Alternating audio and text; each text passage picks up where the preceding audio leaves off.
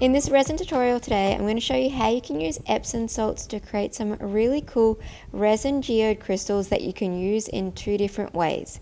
In my cup, I'm just combining equal amounts of my Epsom salts as well as some white beach sand. I'm also going to be adding in some of my Mica Sparkle powder. I don't have any exact measurements for how much I add in. I'll add a little bit in, give it a mix up and see if I feel like it needs a bit more, depending on how sparkly I do want this crystal mixture to be. To create a little bit more texture in my crystal clusters, I also like to add in a little bit of this artificial snow. If you cannot get a hold of the artificial snow, another great option is that glitter glass that you can buy online.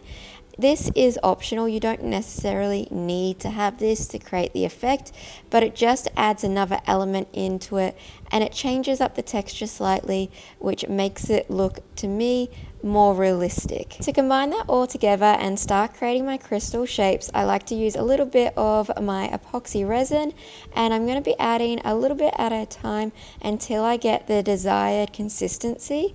Now with this, you don't want to add too much resin because then it will go from having a really nice texture to it to being more of a paste, and you don't want to add too little where it won't hold its shape. So by adding a little bit at a time, mixing it up and looking for the right consistency, you're going to get that really beautiful crystal texture to this, but it will still be able to hold its shape and to stick on to your geodes. The consistency that you're looking for is this right here. It's kind of like wet sand is the best way to describe it.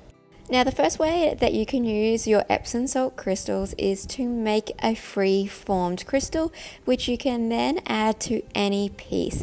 So all you need to do is use a silicone mold. So I've got one that is dome shaped and one that's flat, and then I just pour my crystal mixture into that and use my paddle pop stick to sort of shape it into the form that I think is going to look best for my crystals.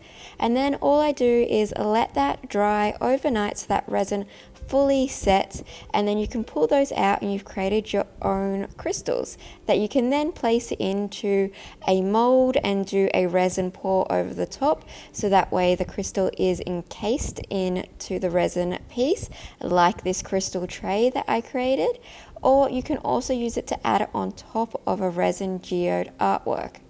And the second way that I like to use this is directly on top of my resin geode artworks. This helps add another element and a really cool crystal effect to all of my geode pieces. So once I've done my first pour, I can then place this on top, and this is as I've just mixed the resin in, and that way that resin will then stick to the first layer and combine and make a really cool crystal effect.